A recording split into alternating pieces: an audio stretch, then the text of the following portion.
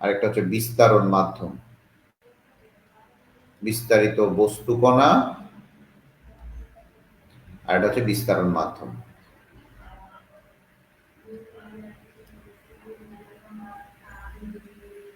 তাহলে এই দুইটা জিনিস আপনাকে বুঝতে হবে, বিস্তারিত বস্তুকণা, বিস্তারিত মাধ্যম। এই দুইটার উপর ভিত্তি করে দেখা যায় যে বিভিন্ন ধরনের কলয়েডের উদাহরণ আমরা পেয়ে থাকি। দেখেন অ্যারোসল যখন আমরা চলে আসি, অ্যারোসল এইটা বিস্তারিত বস্তুকণা, আর একটা দেখেন বিস্তারণ মাধ্যম। দুইটা দুই রকমের জিনিস, একটু বোঝার চেষ্টা করবেন, ঠান্ডা মাথায় বুঝবেন। আমার পড়াটা করলে আপনাকে এই অধ্যায়টা আর পড়তে হবে না। দেখেন অ্যারোসল, ঠান্ডা মাথায় একটু দেখেন, সল, সল দন্তার স দিয়ে মনে রাখবা, সলিড।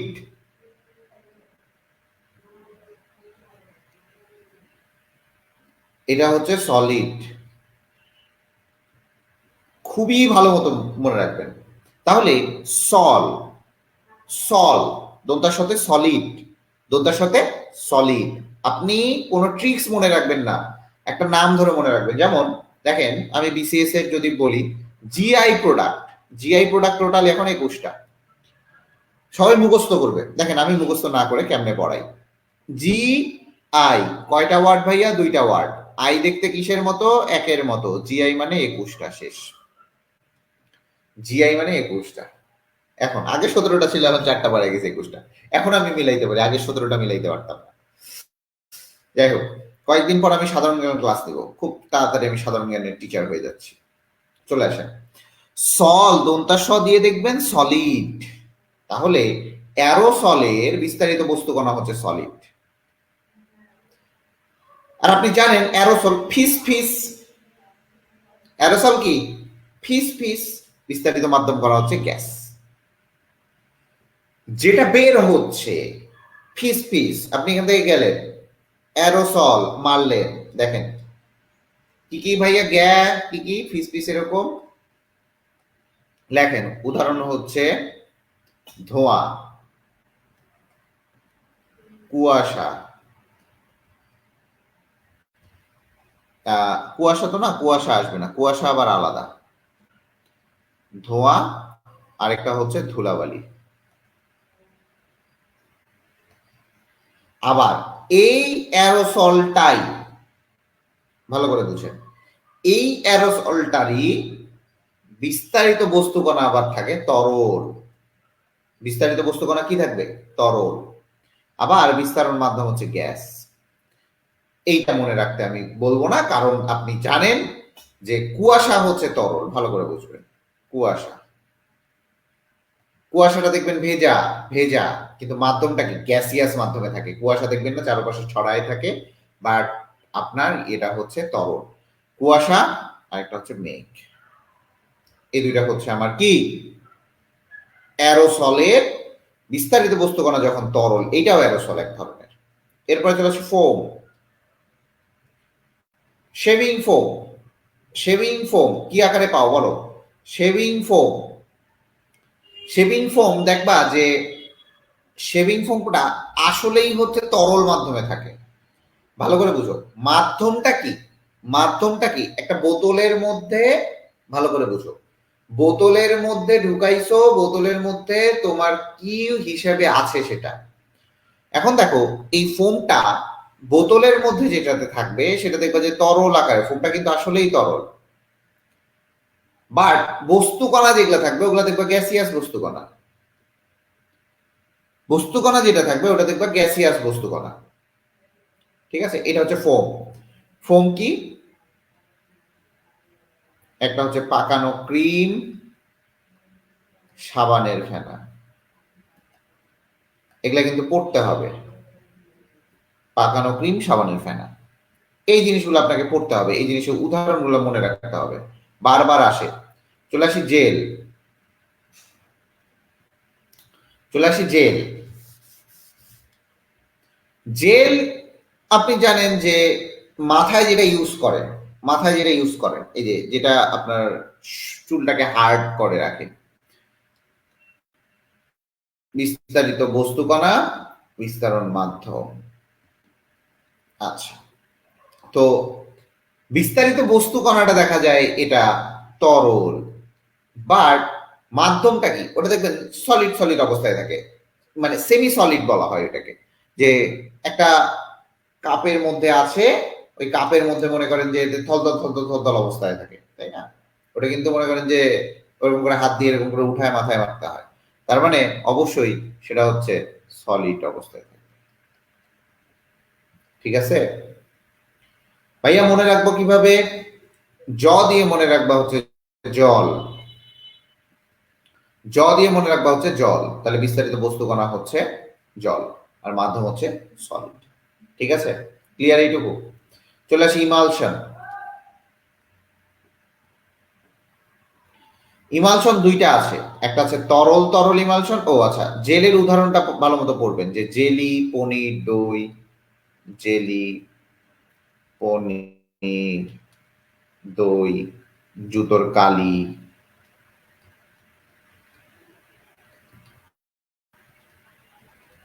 এটা। এরপরে চলে আসি ইমালশন।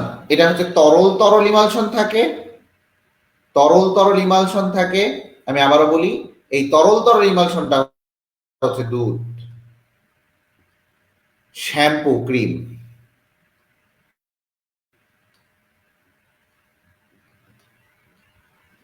এখান থেকে একটা কোশ্চিন পাবাই তোমরা, আমি তোমাকে বলে দিলাম, এখানকার উদাহরণ আসবে। আরেকটা হচ্ছে দেখা যায় ইমালশন একটা তরল কঠিন, তাহলে মনে রাখবা তরল কঠিন দিয়ে এটা বাটার, এটা হচ্ছে বাটার। ক্লিয়ার? এরপরে চলে আসি সল। সল দেখো, এস ফর সলিড, আমরা অ্যারো সলও পড়ছি, এমনি সলও পড়তেছি, তাহলে সলিড। বিস্তারিত বস্তু কণা কি? সলিড, আরেকটা হচ্ছে লিকুইড। এইটা হচ্ছে পেইন্ট, মিল্ক অফ ম্যাগনেসিয়া।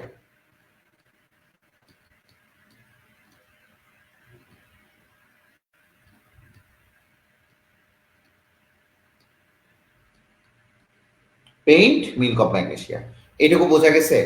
তাহলে এই জিনিসটা বুঝতে হবে আপনাকে, যে কঠিন তরল, আরেকটা আছে হচ্ছে কঠিন কঠিন সল, কঠিন কঠিন সলিড সলিড সল। এই সলিড সলিড সল গুলো যেটা হয়, যেমন রঙিন কাঁচ, দেহকোষের তরল, ঘোলা পান, সরি সংকর ধাতু, জেম পাথর, সংকর ধাতু, এটা একটা সল। জেম পাথর, রঙিন পাথর, ঠিক আছে? এই জিনিসগুলা লাস্টটা আবার কি দেখি, সব তো মুখস্থ বিদ্যা এগুলা, লাস্ট দুইটা সব মুখস্থ করো, এখানে বুঝানোর কিছুই নেই। ভালো করে বুঝবা, ফোমও দুই প্রকারের হয়, জেলও দুই প্রকারের। ফোম কিন্তু দুই প্রকারের হয়, একটা গ্যাস গ্যাস, নিচে দেখবা যে, আচ্ছা, বিস্তারণ মাধ্যম যখন, আমি কয়েকটা জিনিস বলে দিতে পারি। অ্যারোসল, বিস্তারণ মাধ্যম যখন গ্যাস হবে, বিস্তারণ মাধ্যম যখন গ্যাস হবে তখনই তুমি সেটাকে বলবা অ্যারোসল। অ্যারোসল, এইটা মনে রাখতে পারো, এটা খুবই সহজ, খুবই ঠান্ডা মাথায় বুঝো। বিস্তারণ মাধ্যম যখন গ্যাস হবে সেটাকে বলবো আমরা অ্যারোসল। চলে আসি, বিস্তারণ মাধ্যম যখন গ্যাস হবে, আবার বিস্তারিত বস্তু কণা যখন গ্যাস হবে, বস্তু কণা যখন গ্যাস হবে তখন সেটাকে বলবা হচ্ছে ফোম। এই দুইটা মনে রাখতে পারো, খুব সহজ। মাধ্যম যদি গ্যাস হয় তাহলে বলবা অ্যারোসল, মাধ্যম যদি গ্যাস হয় তাহলে বলবা অ্যারোসল, আর বস্তু কণাটা যখন গ্যাস হবে তখন বলবা সেটাকে ফোম। আমি কি কথা বুঝাইতে পারছি? আমি কি কথা বুঝাইতে পারছি? তাড়াতাড়ি বলেন, কথা কি বোঝা গেছে?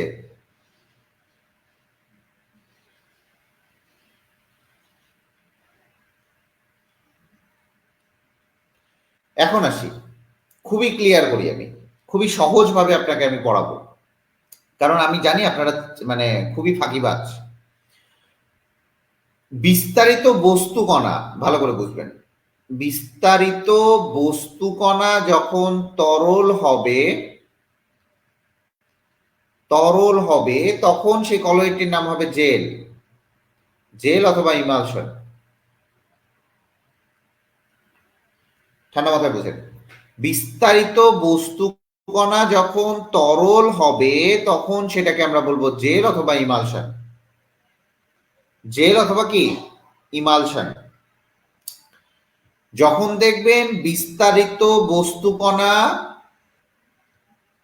বস্তুকণা যখন কঠিন হবে তখন সেটাকে বলবো আমরা সল। বস্তুকণা মনে রাখবেন, বস্তুকণা গ্যাস ফোম, ভালো করে বুঝবেন, বস্তুকণা গ্যাস ফোম, বস্তুকণা তরল জেল, আর বস্তুকণা কঠিন সল। বস্তুকণা কঠিন সল, এস ফর সলিড। ক্লিয়ার? এটুকু ক্লিয়ার হয়েছে?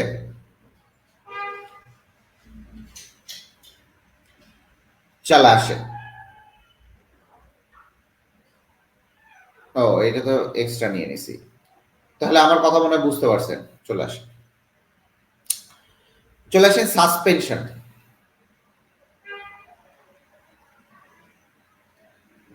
সাসপেনশন,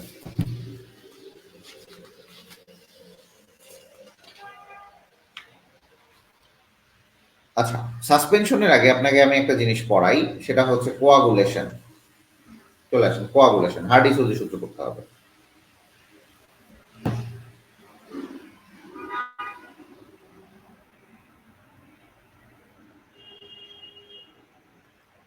কোয়াগুলেশন, তাহলে আপনি দেখেন কোয়াগুলেশন যখন পড়তেছেন এখানে আপনাকে হার্ডি-সুলজের সূত্র পড়তে হবে। কার সূত্র ভাইয়া?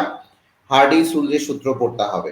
ঠিক আছে, ভালো করে বুঝবেন, এখানে হার্ডি-সুলজের সূত্র পড়তে হবে। তো এই কোয়াগুলেশন পড়ার আগে কলয়েডের কয়েকটা ধর্ম, তার মধ্যে একটা পড়ছিলাম হচ্ছে টিন্ডাল প্রভাব, আর আরেকটা পড়ছিলাম হচ্ছে ব্রাউনীয় গতি। এই দুইটাই শুধুমাত্র কলয়েডের থাকে। দেখেন এই টিন্ডাল প্রভাবকে কাজে লাগিয়ে জিগমন্ডি আপনার আল্ট্রা মাইক্রোস্কোপ আবিষ্কার করছে। আবার বলি, জিগমন্ডি আল্ট্রা মাইক্রোস্কোপ আবিষ্কার করছে। টিন্ডাল প্রভাব, এই টিন্ডাল প্রভাবের জন্য আকাশ আসমানি দেখা যায়। প্রকৃতিতে টিন্ডাল প্রভাবে আকাশ আসমানি দেখা যায়। আমার কথাগুলো লিখবেন বা বইয়ে আছে, বই দাগায় নেয়। আকাশ আসমানি দেখা যায় এই টিন্ডাল প্রভাবের জন্য। এই টিন্ডাল প্রভাবের জন্যই সমুদ্রের পানিটা বা বর্ণটা নীল দেখায়। সমুদ্রের বর্ণ নীল দেখাবে, সমুদ্রের বর্ণ হচ্ছে নীল দেখাবে। ঠিক আছে, এটা হচ্ছে টিন্ডাল প্রভাবের জন্য। বুঝিও কিন্তু টিন্ডাল প্রভাবের জন্য সমুদ্রের বর্ণ কি দেখাবে? নীল দেখাবে।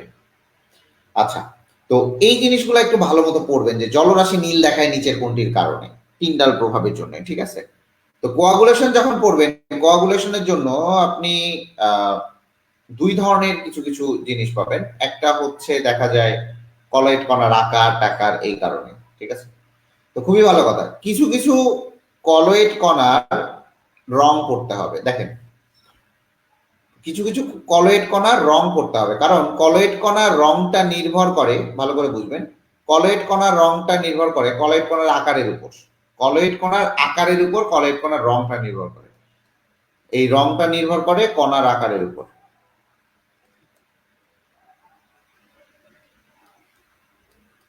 আচ্ছা, এখন চলে আসি, কি কি কলয়েডের রং করবেন? সিলভার সল, সিলভার সল, এই সিলভার সল বেগুনি।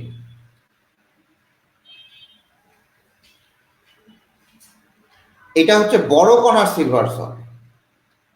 আর যদি ছোট কণার সিলভার সল পড়েন, ছোট কণার সিলভার সল হচ্ছে হলুদাব কমলা।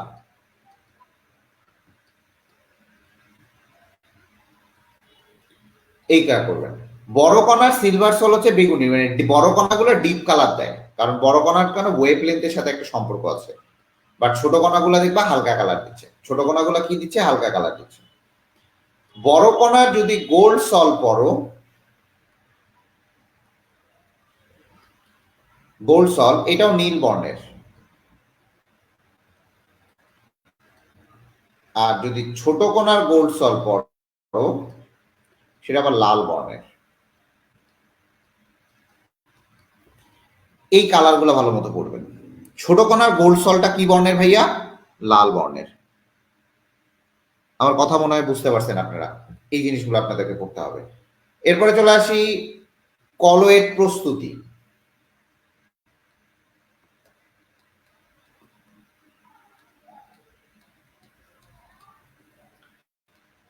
ঠান্ডা মাথায় দেখবেন, তাড়াতাড়ি দেখবেন।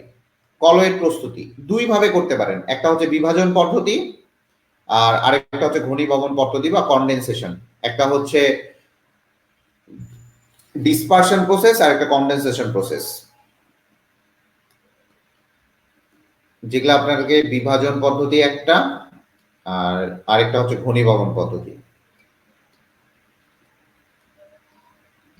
বিভাজন পদ্ধতিতে আপনার একটা হচ্ছে পেপটাইজেশন।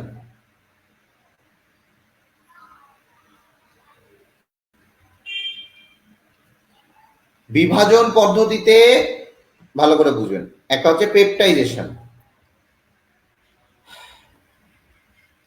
আর ঘনীভবন পদ্ধতির একটা হচ্ছে জারণ আর একটা বিজারণ। সবগুলা পড়তে হবে এই জায়গায়। যা পড়াচ্ছি, যেভাবে পড়াচ্ছি শুধু এইভাবে পড়ে যাবেন, হাইলাইটেড টপিকস গুলা।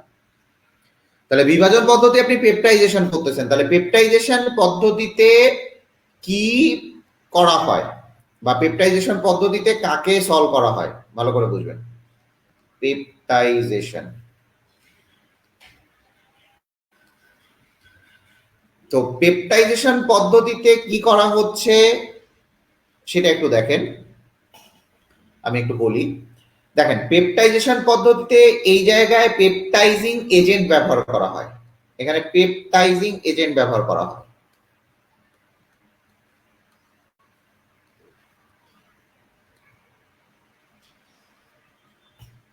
একদম ক্লিয়ার কাট কথাগুলো বুঝবেন। পেপটাইজেশন পদ্ধতিতে আমাকে এখানে পেপটাইজিং এজেন্ট ব্যবহার করতে হবে, এবং এই পেপটাইজিং এজেন্ট হবে আমি যাকে নেব, আমি যে সল নিব, যে সল নিব, আমি যে সল নিব তার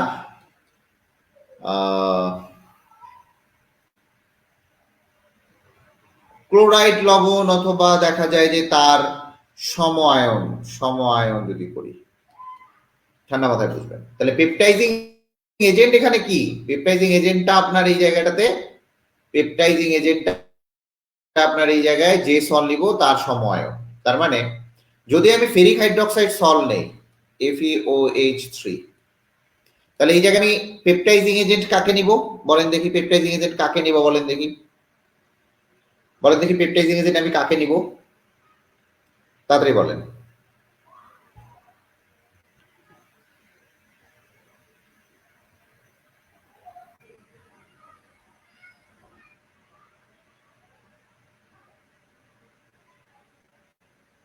পেপটাইজিং এজেন্ট আমি কাকে নিব?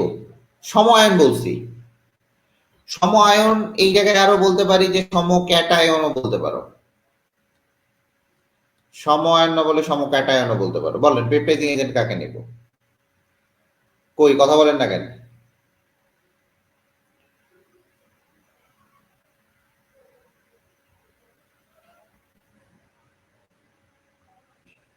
Good, very good. Peptizing agent হিসেবে নিব আমি Fe3+। গুড, শেষ। Fe3+ কে নিব। Very good. যদি আমি সিলভার ক্লোরাইড সল নেই, তাহলে এই জায়গায় আমি পেপটাইজিং এজেন্ট কাকে নিব? এখানে পেপটাইজিং এজেন্ট কাকে নিব?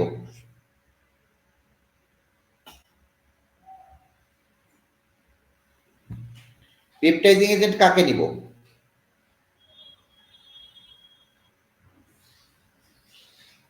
Ag2, Ag+, Ag+। Good, very good, very good. তাহলে এই জিনিসটা পড়বেন, পেপটাইজিং এজেন্ট। এরপরে চলে আসি বিজারণ পদ্ধতি। মানে আমরা এখন চলে যাব ঘনীভবন পদ্ধতি। বিজারণ পদ্ধতি আপনারা দেখেন, বিজারণ পদ্ধতিতে আপনারা উদাহরণগুলো করবেন যে এখানে গোল্ড সল তৈরি করা হয় বিজারণ পদ্ধতিতে, এরপরে প্লাটিনাম সল, প্লাটিনাম ব্যবহার করা হয়, প্লাটিনাম সল তৈরিতে পেপটাইজিং এজেন্ট ব্যবহার করা হয়, আর একটা গোল্ড সল। আচ্ছা, এই জায়গাটাতে বিজারক হিসেবে ভালো করে বুঝবেন, এদের বিজারক হিসেবে এই গোল্ড এবং প্লাটিনামের জন্য বিজারক হিসেবে, যেহেতু বিজারণ পদ্ধতি, তাহলে বিজারক বিজারণটা ঘটাবে, নিজে জারিত হবে ইটস ওকে, বাট বিজারক ব্যবহার করতে হবে এখানে। বিজারক হিসেবে এখানে স্ট্যানাস ক্লোরাইড ব্যবহার করা হয়, স্ট্যানাস কিন্তু স্ট্যানিক না, স্ট্যানাস ক্লোরাইড ব্যবহার করা হয় এবং ফর্মালডিহাইড ব্যবহার করা হয়, HCHO। তবে এই ফর্মালডিহাইডটা যেটা আছে, এই ফর্মালডিহাইডটা শুধুমাত্র গোল্ড সলে ব্যবহার করা হয়, এটা গোল্ড সলে ব্যবহার করা হয়। আর গোল্ডের ক্ষেত্রে এই দুইটার ক্ষেত্রেই স্ট্যানাস ক্লোরাইড ব্যবহার করা হয়, কিন্তু গোল্ডের ক্ষেত্রে স্ট্যানাস ক্লোরাইড প্লাস ফর্মালডিহাইড ব্যবহার করা হয়। আমার কথা বুঝতে পারছো? এটা ভালো মতো বুঝবা।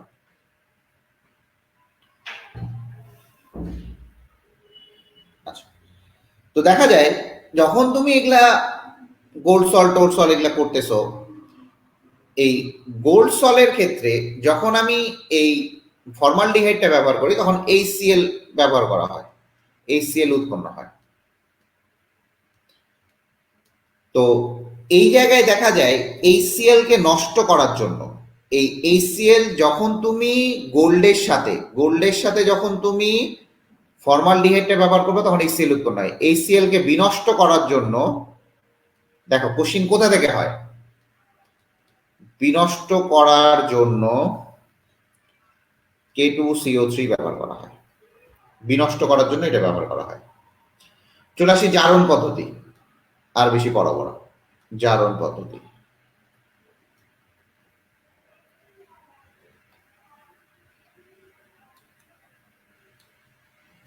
তাহলে জারণ পদ্ধতি কি ভাইয়া, ভালো করে বুঝো। জারণ পদ্ধতি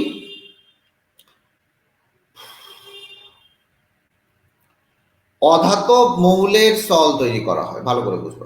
অধাতব মৌলের সল প্রস্তুত করা হয় জারণ পদ্ধতিতে, ঠিক আছে? অধাতব মৌলের সল কোন মাধ্যমে প্রস্তুত করা হয় ভাইয়া? জারণ পদ্ধতির মাধ্যমে। আচ্ছা, এই যে সলটা আছে ভালো করে বুঝবা, এটা সল তো এক ধরনের কলয়েড, সল এক ধরনের কলয়েড। যখন এটার বিস্তারণ মাধ্যমটা, সলের বিস্তারণ মাধ্যম যখন পানি হবে,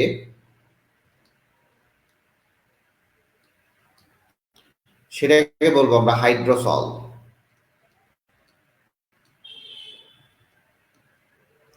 বিস্তারণ মাধ্যম পানি হইলে সেটাকে বলবো আমরা হাইড্রোসল, ঠিক আছে? বিস্তারণ মাধ্যম পানি হইলে সেটাকে বলবো আমরা হাইড্রোসল। ধনাত্মক চার্জযুক্ত যে সল আছে ভালো করে বুঝবা, ধাতব হাইড্রক্সাইড সলগুলা, এই যে সলটা আছে ধাতব হাইড্রক্সাইড সল,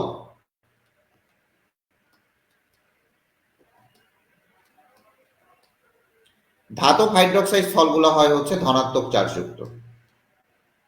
যদি বলে ধনাত্মক চার্জযুক্ত সল কোনটা, ধাতব হাইড্রক্সাইড। কিরকম? এই যে FeOH2, FeOH3, অ্যালুমিনিয়াম হাইড্রক্সাইড, এটা তো ধাতব হাইড্রক্সাইড। ক্যালসিয়াম হাইড্রক্সাইড, ধাতব হাইড্রক্সাইড যে সলগুলো আছে সেটা হচ্ছে ধনাত্মক চার্জযুক্ত।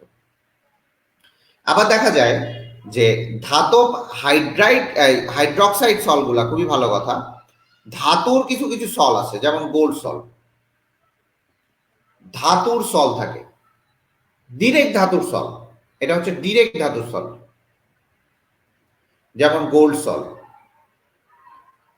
তারপরে প্লাটিনাম সল, এই যে সিলভার সল, এই সলগুলা দেখেন, ধাতব হাইড্রক্সাইড সলগুলা হচ্ছে ধনাত্মক চার্জযুক্ত, ভালো করে বুঝবেন। ধাতব হাইড্রক্সাইড সলগুলা হচ্ছে ধনাত্মক চার্জযুক্ত। এই প্রশ্নটাই আসে যে নিচের কোন সলটা ধনাত্মক চার্জযুক্ত। দেখেন, একটা মার্ক যদি আপনি মিস করেন আপনি ধরা খেয়ে যাবেন। আর আপনি যদি একটা কঠিন পারেন, এই জিনিসগুলো অনেকেই পারবে না, এই জিনিসগুলো অনেকেই পারবে না যে নিচের কোন সলটি ধনাত্মক চার্জযুক্ত, বা বিজারণ পদ্ধতিতে বা গোল্ড সল কোন পদ্ধতিতে করা হয়, এটা দেখবেন অনেকেই পারবে না। আচ্ছা, ডিরেক্ট ধাতুর যে সলগুলা এগুলো হচ্ছে ঋণাত্মক সল, ডিরেক্ট ধাতুর সলগুলা। আচ্ছা, বা এইটা ঋণাত্মক চার্জ যুক্ত বলো। আবার দেখো, ধাতব সালফাইড গুলা,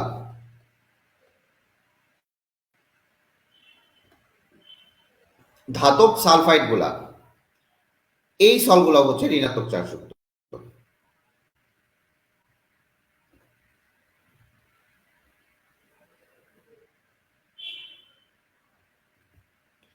ধাতব যেগুলা, ধাতব সালফাইড, এগুলো ঋণাত্মক চার্জ যুক্ত। যেমন দেখো, সিলভার সল, অ্যান্টিমনির সল, ক্যাডমিয়ামের সল, ধাতব সালফাইড, ধাতব সালফাইড, ধাতব সালফাইড, এই সলগুলো হচ্ছে ঋণাত্মক চার্জ।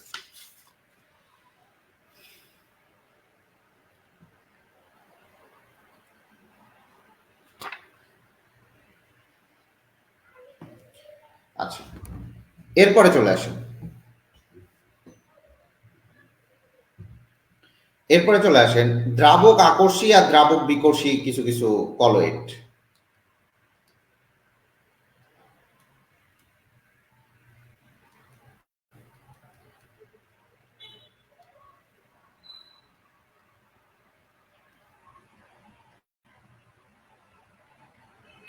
দ্রাবক আকর্ষী, তাহলে দ্রাবক আকর্ষী কি কি? দ্রাবক আকর্ষী কলয়েড হচ্ছে স্টার্চ, তারপরে হচ্ছে গাম, জিলাটিন, গাম, জিলাটিন, ঠিক আছে, এগুলা। আবার এইগুলাকে তৈরি করা হয় গরম পানির সাথে ঝাঁকায়, গরম পানিতে ঝাঁকিয়ে প্রস্তুত করা হয়। এগুলা হচ্ছে স্থায়ী কলয়েড, এগুলা হচ্ছে স্থায়ী কলয়েড। এই দ্রাবক আকর্ষীগুলো হচ্ছে স্থায়ী কলয়েড। দ্রাবক আকর্ষী যারা, এরা হচ্ছে স্থায়ী কলয়েড। দ্রাবক আকর্ষী, দ্রাবক বিকর্ষী যেগুলা কম স্থায়ী কলয়েড, এগুলা বাদ দিয়ে যতগুলো আছে সেগুলা হচ্ছে দ্রাবক বিকর্ষী।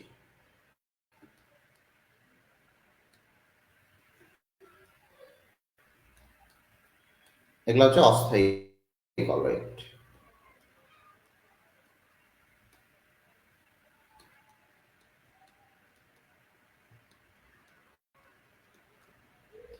এগুলা হচ্ছে অস্থায়ী কলয়েড, ঠিক আছে। আচ্ছা, এরপরে চলে আসি সাসপেনশন।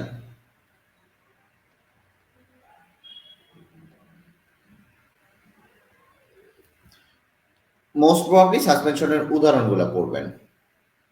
কি কি সাসপেনশন কোনগুলা বলেন দেখি? সাসপেনশনের সব থেকে বড় উদাহরণ হচ্ছে ব্লাড, তারপরে WBC, white blood cell, red blood cell, এগুলা হচ্ছে সাসপেনশন, ঠিক আছে। আচ্ছা, white blood cell, red blood cell না বললে ভুল, ভুল হবে, এটা বললে, এটা বললে রক্ত হচ্ছে হোয়াইট ব্লাড, রক্ত হচ্ছে সাসপেনশনের সব থেকে বড় উদাহরণ, এটা মনে রাখবেন। সাসপেনশনে কণার আকারটা পড়বেন, সাসপেনশনের কণার আকার হচ্ছে 2 ন্যানোমিটার থেকে 500 ন্যানোমিটার। সরি, এটা তো কলয়েড, এটা কলয়েড গ্রেটার দেন 500 ন্যানোমিটার, ভুল দেখলাম, গ্রেটার দেন 500 ন্যানোমিটার। এটা হচ্ছে সাসপেনশন কণার আকার, আর এটা হচ্ছে সাসপেনশনের সব থেকে বড় উদাহরণ। এই হচ্ছে গেল। আচ্ছা, কোয়াগুলেশন, কোয়াগুলেশন হচ্ছে কলয়েড বিনষ্টকারী। কোয়াগুলেশন কিছুই পড়বেন না। কোয়াগুলেশন, এটার জন্য হার্ডি-সুজের সূত্রটা জাস্ট করতে হবে। আমি একটা জিনিস লিখে দিব, হিসাব শেষ।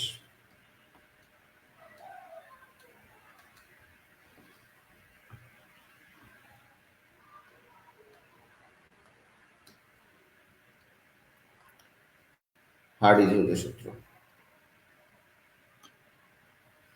তো হার্ডি-সুজের সূত্রটা এটা পড়বেন যে ক্যাটায়নের চার্জ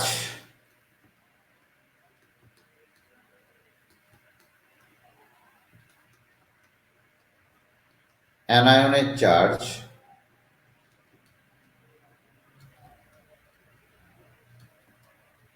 is proportional to তোমার কোয়াগুলেশন।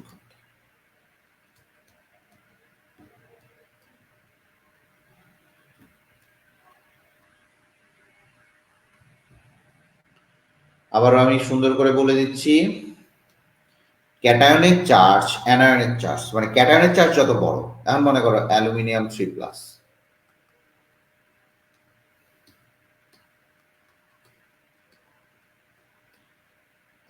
Sodium plus, barium 2+। তাহলে দেখো তো এইটার মধ্যে কোয়াগুলেশন ক্ষমতা কার সব থেকে বেশি? কোয়াগুলেশন ক্ষমতা কার সব থেকে বেশি বলো?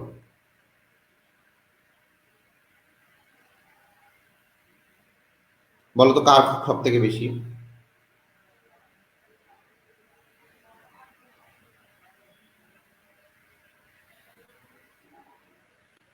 কার সব থেকে বেশি হবে বলো, আর কার সব থেকে কম হবে?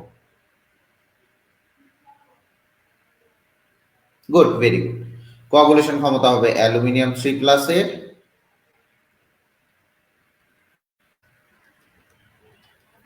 দেন হবে বেরিয়াম 2+ এর, দেন হবে সোডিয়াম। তার মানে যার চার্জ যত বেশি হবে, সেটা হোক ক্যাটায়ন হোক অ্যানায়ন, হোক ক্যাটায়ন হোক অ্যানায়ন, সেই ক্ষেত্রে তোমার এটা বেশি হবে। চার্জ বেশি যার, তার কোয়াগুলেশন ক্ষমতা সব থেকে বেশি। এটা ছিল আমাদের আউট অফ সিলেবাস। চলে আসে দুধ। দুধ সম্পর্কে একটু ভালো মতো পড়তে হবে। দুধে কি কি পড়বেন? দুধের প্রোটিন পড়বেন। এগুলা কিন্তু আউট অফ সিলেবাস, আমি আবারও বলতেছি, এগুলা শর্ট সিলেবাসের বাইরে। দুধের প্রোটিন পড়বেন। দুধের 3 ধরনের প্রোটিন থাকে। একটা হচ্ছে ক্যাজিন, এটাই হচ্ছে প্রধান প্রোটিন। একটা হচ্ছে ল্যাকটোঅ্যালবুমিন,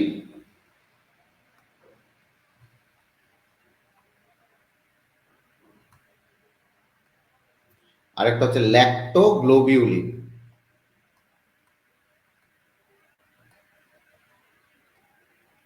ল্যাকটোঅ্যালবুমিন আরেকটা হচ্ছে ল্যাক্টোগ্লোবিউলিন। এই ল্যাক্টোঅ্যালবুমিন এবং ল্যাক্টোগ্লোবিউলিনকে একসাথে হয়ে প্রোটিন বলা হয়।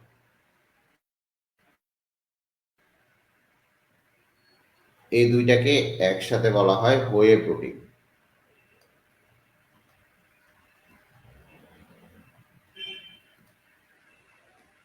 হয়ে প্রোটিন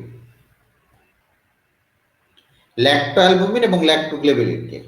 দেখা যায় যে এই ক্যাজিনটা থাকে হচ্ছে 82%, আর হয়ে প্রোটিন থাকে হচ্ছে 18%। এই জিনিসটা ভালো মতো বলবেন, ঠিক আছে? আচ্ছা, আর কি কি পড়বেন ভাইয়া দুধ সম্পর্কে? দুধ সম্পর্কে অনেক কিছুই পড়া উচিত। এই জায়গা থেকে প্রশ্ন বারবার আসে পরীক্ষায়। দুধে কোন কোন খনিজ উপাদান থাকে? ক্যালসিয়াম 2+, খনিজ উপাদানগুলো পড়বেন। ক্যালসিয়াম 2+, লেখেন। Sodium plus, magnesium 2+, magnesium 2+, phosphorus থাকে, ক্লোরাইড আয়ন থাকে, এই জিনিসগুলো থাকে, ঠিক আছে? আচ্ছা, আর কি কি পড়বেন? দুধে সর্বোচ্চ পরিমাণ যে চর্বি থাকে, সর্বোচ্চ পরিমাণ, পরিমাণ জিনিসটা পড়বেন।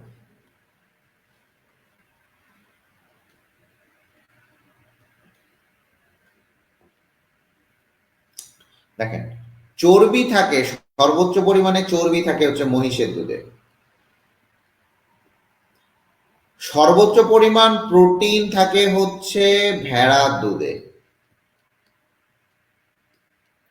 ভেড়ার দুধে মিষ্টি হয়, মানে এই ল্যাকটোজ, যেটা ল্যাকটোজ, মিষ্টি তো ল্যাকটোজের জন্যই হয়। মানুষ খাদ্য ক্যালোরি সব থেকে বেশি হচ্ছে মহিষের দুধে। খাদ্য ক্যালোরি সর্বোচ্চ হচ্ছে মহিষের দুধে। এই জিনিসগুলো পড়বেন, শেষ। ক্লিয়ার? এই জিনিসগুলো পড়লেই হবে।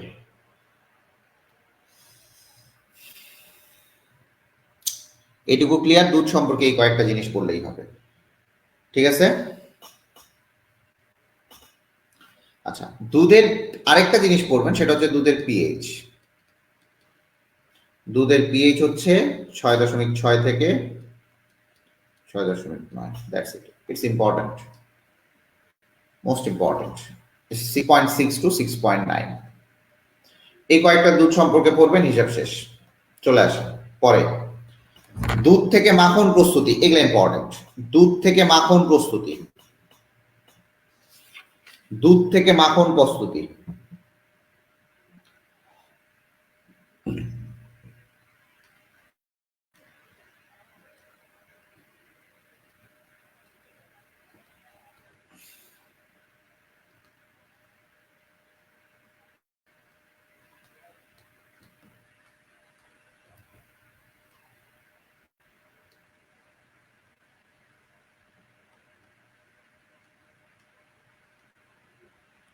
হ্যাঁ, দুধ থেকে মাখন প্রস্তুতি।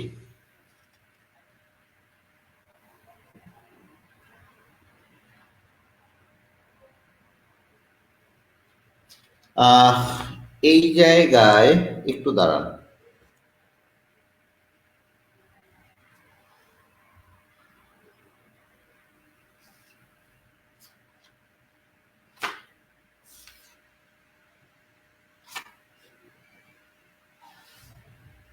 দুধ থেকে মাখন প্রস্তুতিতে এই জায়গায় খুব একটা বেশি পড়া লাগবে না।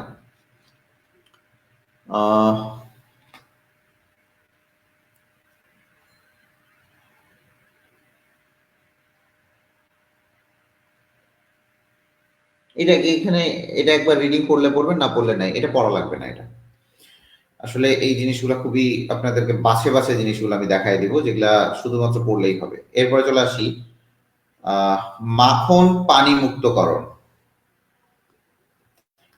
প্রত্যেকটা ওয়ার্ড পড়বেন, মাখন পানি মুক্তকরণ।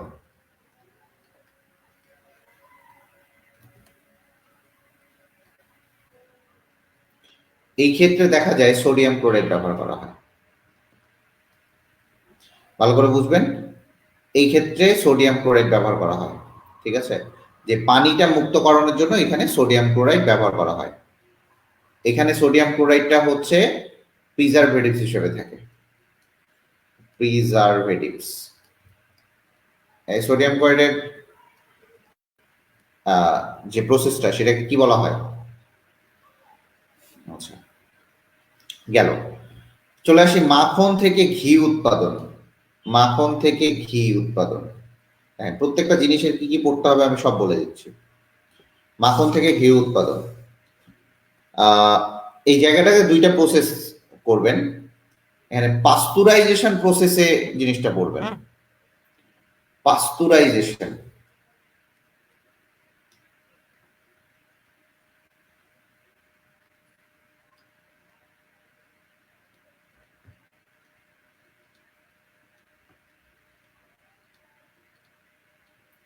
পাস্তুরাইজেশন প্রসেসটা পড়বেন। এটা দুইটা প্রসেসে হয়, একটা হচ্ছে হোল্ডার প্রসেস, আর আরেকটা হচ্ছে HTST প্রসেস, ঠিক আছে? এই দুইটা পড়তে হবে। দুধের পাস্তুরাইজেশন করা হয় কোন প্রসেসের মাধ্যমে, এটা পড়বেন, যে হোল্ডার প্রসেসের মাধ্যমে এবং HTST প্রসেসের মাধ্যমে। দ্যাটস ইট, শেষ, আর কিছু করতে হবে না। HTST প্রসেসের মাধ্যমে, ক্লিয়ার? চলে আসেন। প্রসাধনীতে চলে আসেন। এইটুকু ক্লিয়ার হয়েছে? প্রসাধনী দেখেন, খুব বাছে বাছে পড়াচ্ছি, এই জিনিসগুলো পড়লেই হবে। প্রসাধনী কি করবেন? আলফা টার্পিনল।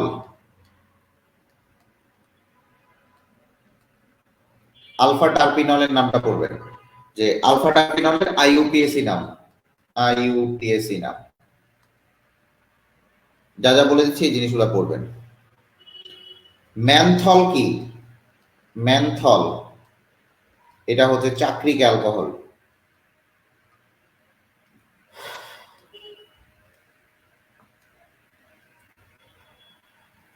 ম্যানথলটা কি? এটা একটা চাক্রিক অ্যালকোহল, ঠিক আছে? ম্যানথলটা একটা চাক্রিক অ্যালকোহল। বি ওয়াক্সটা কি জিনিস এটা পড়বেন। আর কি পড়বেন এখানে? না, আর কিছু পড়া লাগবে না এখানে। এরপরে চলে আসেন লোশন, সব পড়াই দিচ্ছি। লোশন একটা অয়েল ইন ওয়াটার,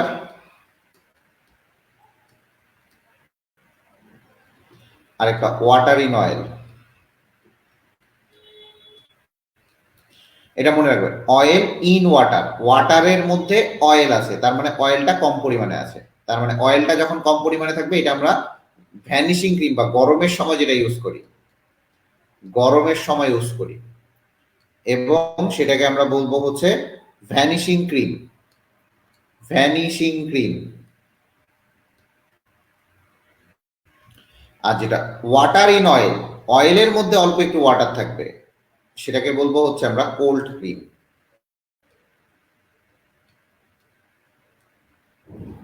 সেটাকে কি বলবো আমরা? Cold cream. এই জিনিসটা একটু ভালো মতো পড়বেন। ওয়াটার ইন অয়েল আর অয়েল ইন ওয়াটার। আচ্ছা, এইখান থেকে আসে আমাদের ত্বকের অংশ। ত্বকের তিনটা অংশ থাকে, একটা হচ্ছে অন্তত্বক, বহির্ত্বক, আরেকটা কি মধ্যত্বক। ত্বকের তিনটা অংশ পড়বা, হ্যাঁ? অন্তত্বক, বহির্ত্বক আর এটা। আচ্ছা, এরপরে চলে আসো গোলাপ জল। যেগুলো পড়াচ্ছি এগুলো পড়বা। গোলাপ জল, এই গোলাপ জলের সুগন্ধের জন্য, গোলাপ জলের সুগন্ধের জন্য অ্যালকোহল জেরানিয়ল, ফিনাইল ইথাইল অ্যালকোহল, লিখো ফিনাইল ইথাইল অ্যালকোহল।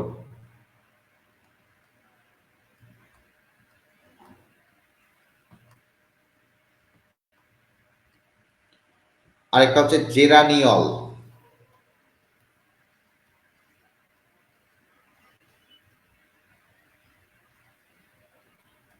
জেরানিয়ল, এই দুটো ব্যবহার করা হয়। আবার বলি, জেরানিয়ল ব্যবহার করা হয়, একটা ফিনাইল ইথাইল অ্যালকোহল আর একটা জেরানিয়ল নামক। এগুলা হচ্ছে টারপিনস, এগুলাকে বলা হয় টারপিনস। এই দুইটা হচ্ছে কি বলো দেখি? টারপিন।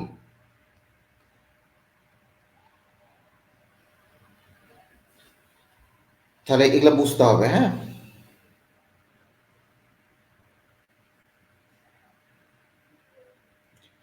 হেয়ার অয়েল চলে আসি, সব পড়তে হবে।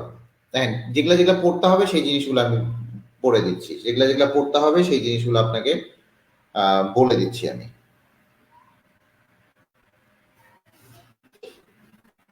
আচ্ছা, আরেকটা পড়বেন, এই গোলাপ জল এক ধরনের হাইড্রোসল।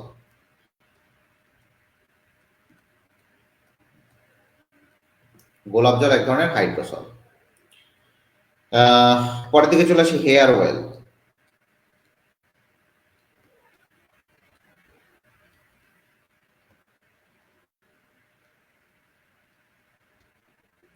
হেয়ার অয়েল, হেয়ার অয়েলের কয়েকটা জিনিস পড়বেন। ইমালসিফায়ার হিসেবে কি ব্যবহার করা হয়? ইমালসিফায়ার হিসেবে কি ব্যবহার করা হয়?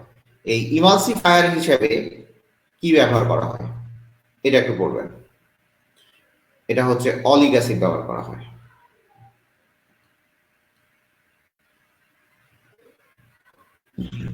অলিক অ্যাসিডটা ব্যবহার করা হয়। হেয়ার অয়েলে অ্যান্টিঅক্সিডেন্ট হিসেবে কি ব্যবহার করা হয়?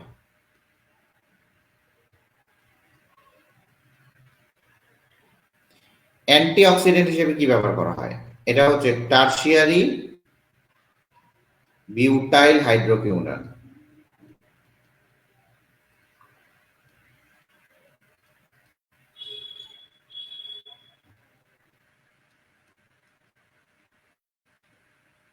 Tertiary butyl hydroquinone.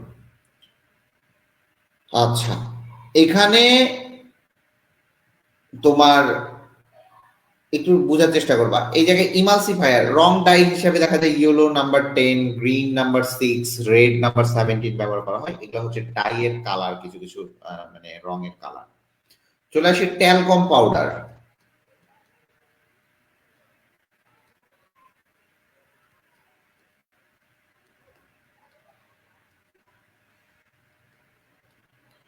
ট্যালকম পাউডারের প্রধান উপাদানটা পড়বেন, প্রধান উপাদান ট্যাল্ক।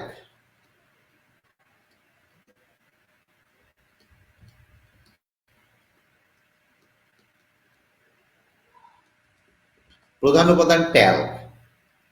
ম্যাগনেসিয়াম সিলিকেট মনে রাখবেন 3 MgO, 4 সিলিকন ডাইঅক্সাইড, একটা H2। এটা বিভিন্ন ভাবে সংযুক্তিতে লেখা থাকে, এটা পড়বেন। এই ট্যালকম পাউডার ফাঁপানোর জন্য,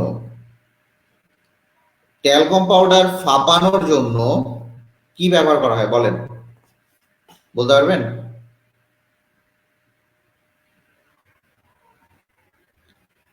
ট্যালকম পাউডার ফাঁপানোর জন্য কি ব্যবহার করা হয়?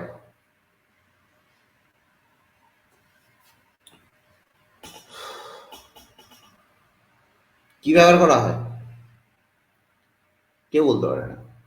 ট্যালকম পাউডার ফাঁপানোর জন্য ম্যাগনেসিয়াম কার্বনেট অথবা ক্যালসিয়াম কার্বনেট ব্যবহার করা হয়। আচ্ছা, এই ট্যালকম পাউডার ফাঁপানোর জন্য খুবই ভালো কথা, এই ট্যালকম পাউডারে জিঙ্ক স্টিয়ারেট,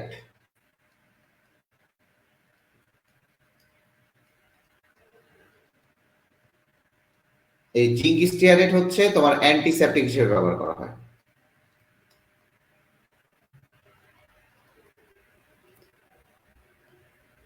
কিন্তু বেবি পাউডারে, এই অ্যান্টিসেপটিকটা বেবি পাউডারে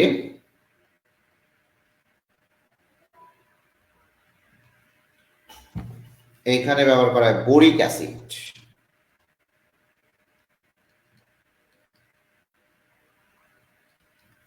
বোরিক অ্যাসিড ব্যবহার করা হয় হচ্ছে বেবি পাউডারে। এই জিনিসগুলো একটু ভালো মতো পড়বেন।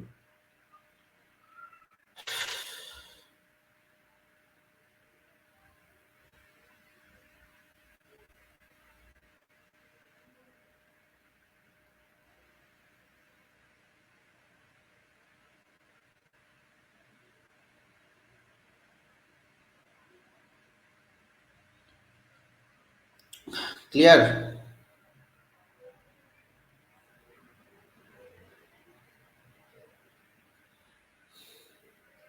আমার মনে হয় ক্লিয়ার, ঘাট ধরে গেছে, অনেকক্ষণ ধরে পড়াচ্ছি, আরো একটা ব্যাচ পড়াইলাম। Cold cream vanishing cream পড়াইছি।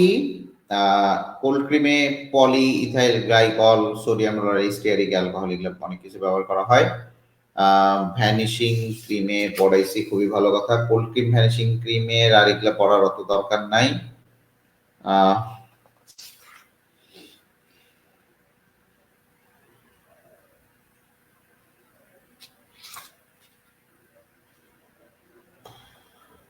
চলে আসেন লিপস্টিক, মেয়েদের পছন্দের লিপস্টিক।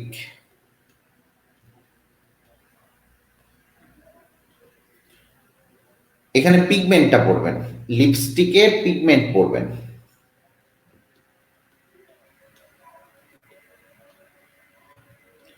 লিপস্টিকের পিগমেন্টটা পড়বেন, ঠিক আছে? পিগমেন্ট হিসেবে দেখা যায় কার্মিন ব্যবহার করা হয়, আর পিগমেন্ট রেড 40 ব্যবহার করা হয়, পিগমেন্ট রেড 40, এটা পড়বেন। লিপস্টিক আর লিপস্টিক কিন্তু প্রথম লিপস্টিকটা ব্যবহার করতে হচ্ছে টাইটেনিয়াম ডাইঅক্সাইড, আগে পিগমেন্ট হিসেবে ব্যবহার করা হইতো টাইটেনিয়াম ডাইঅক্সাইড। এটা ওই রানীরা মাখতো, ওই যে তোমার ফ্রান্সের বিভিন্ন লিপস্টিক উৎপাদন হয় তখন উপাদান হিসেবে তোমার হচ্ছে টাইটেনিয়াম ডাইঅক্সাইড ব্যবহার করা হয়েছে। আফটার শেপ, মেয়েরা মনে রাখবা, আফটার শেপ তোমাদের বরের কাজে লাগবে।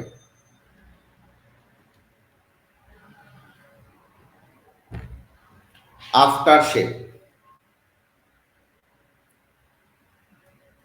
আফটার শেভে প্রধান উপাদান হচ্ছে পানি, প্রধান উপাদান হচ্ছে পানি, প দিয়ে পানি, প দিয়ে প্রধান উপাদান। এছাড়া অ্যান্টিসেপটিক হিসেবে ব্যবহার করা হয়, অ্যান্টিসেপটিক হিসেবে ব্যবহার করা হয় হচ্ছে ডিন্যাচার্ড অ্যালকোহল, ডিন্যাচার্ড অ্যালকোহল 40।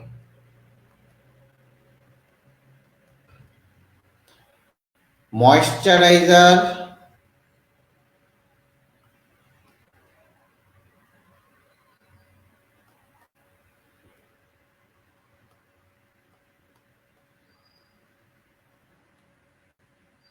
ময়েশ্চারাইজার হিসেবে ব্যবহার করা হয় গ্লিসারিন অথবা অ্যালোভেরাও ব্যবহার করা হয়, অ্যালোভেরাও ব্যবহার করা হয়। এই কয়েকটা জিনিস পড়বেন আফটার শেভের। চলে আসেন এরপরে মেহেদি পাতার নির্যাস। মেহেদি, মেহেদি পাতার নির্যাস বা লাল হওয়ার জন্য এটার পিএইচ পড়বেন 5.5। আর মেহেদি পাতার নির্যাসে থাকে হচ্ছে লাসন, লাসন কি 2 হাইড্রক্সি 1,4 ন্যাপথাগুইনন, 2 হাইড্রক্সি, এগুলো সবারই জানা, আমি জাস্ট লিখে দিলাম 2 হাইড্রক্সি 1,4 ন্যাপথাকুইনন শেষ। আর মেহেদি পাতার পেস্টে পিএইচটা কার্যকারিতা বৃদ্ধি পায় হচ্ছে তোমার 5.5 এ, দ্যাটস ইট। আর কিচ্ছু করতে হবে না, আর কিচ্ছু করতে হবে না। গ্লাস ক্লিনার,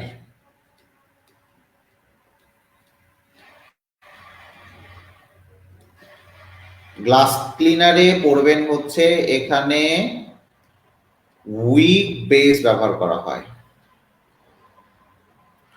এখানে সবসময় মনে রাখবেন উইক বেস ব্যবহার করা হয়। আর টয়লেট ক্লিনারে স্ট্রং বেস ব্যবহার করা হয়, টয়লেট ক্লিনারে স্ট্রং বেস ব্যবহার করা হয়। এছাড়া সোডিয়াম লরাইল সালফেট ব্যবহার করা হয় এটাতে, ঠিক আছে। আচ্ছা, এখন এই গ্লাস ক্লিনারে আরো কিছু কিছু বেস জিনিস করতে হবে। গ্লাস ক্লিনারের তোমার আইসোপ্রোপাইল অ্যালকোহল ব্যবহার করা হয়, ভালো করে বুঝবা। গ্লাস ক্লিনারে আইসোপ্রোপাইল অ্যালকোহল ব্যবহার করা হয়, এটা একটু ভালো মতো করবা। আইসোপ্রোপাইল অ্যালকোহল,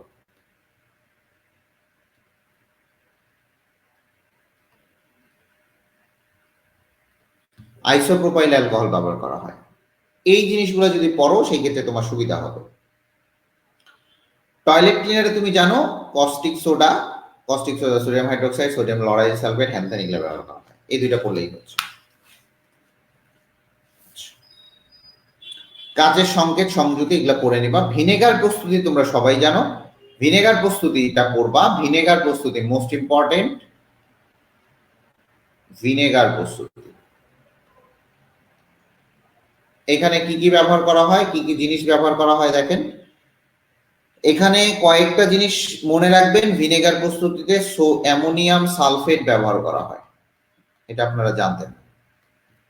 আবার ভিনেগার প্রস্তুতিতে অ্যামোনিয়াম ফসফেট ব্যবহার করা হয়। এই দুইটা ব্যবহার করা হয় কখন জানেন? অ্যামোনিয়াম সালফেট এবং অ্যামোনিয়াম ফসফেট ব্যবহার করা হয় কখন ব্যবহার করা হয় জানেন?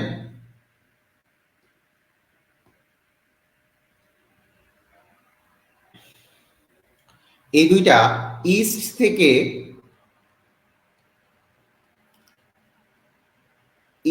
থেকে ইনভার্টেজ ও জাইমেস নিঃসরণের সময়, ইনভার্টেজ ও জাইমেস নিঃসরণের সময়।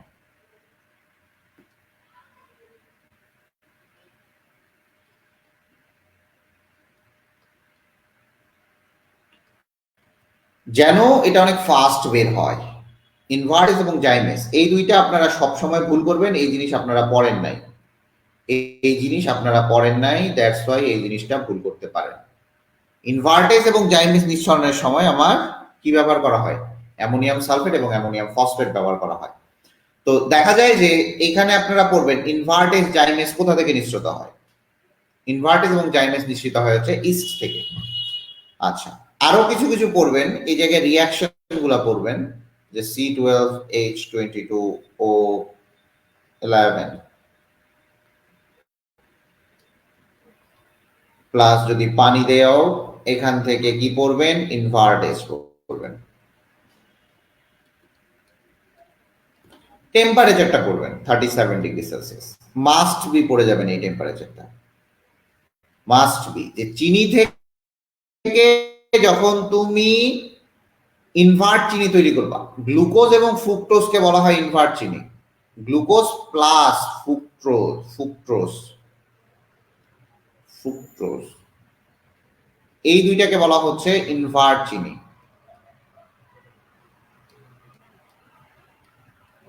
এই দুইটাকে বলা হচ্ছে ইনভার্ট চিনি। এই টেম্পারেচারটা ভালো মতো করবেন, যে 37 ডিগ্রি সেলসিয়াস তাপমাত্রা। আবার এই ইনভার্ট চিনি থেকে যখন আপনি অ্যালকোহল তৈরি করবেন, তখন আমি জাইমেস ব্যবহার করব। এইখানকার টেম্পারেচারটা পড়বেন 20 থেকে 24 ডিগ্রি সেলসিয়াস, এখান থেকেও পড়বেন। এখানে অ্যালকোহল তৈরি হবে, ইথানল তৈরি হবে। ইথানল থেকে দুই ভাবে করা যায়, একটা হচ্ছে মাইক্রোডার্মাটা অ্যাসিডি আর একটা হচ্ছে অ্যাসিটোব্যাক্টর। ভালো করে বুঝবেন, একটা হচ্ছে অ্যাসিটোব্যাক্টর,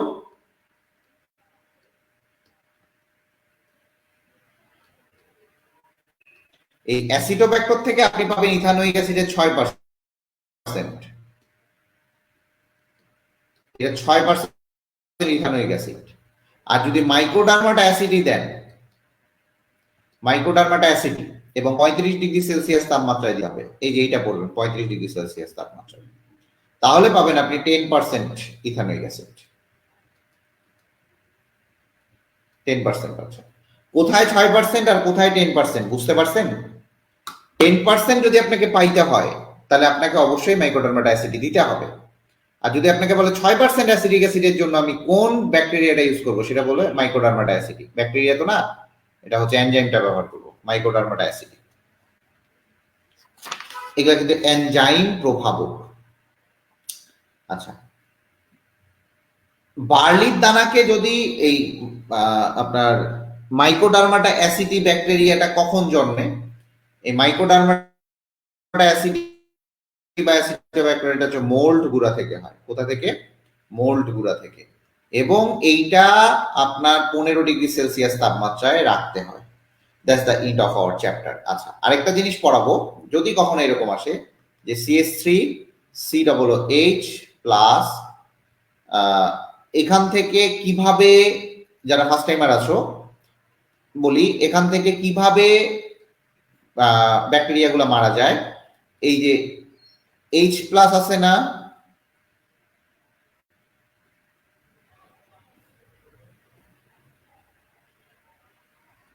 দেখো H প্লাস বের হয় অ্যাসিডিক অ্যাসিড থেকে, এখান থেকে জীবিত জীবাণু,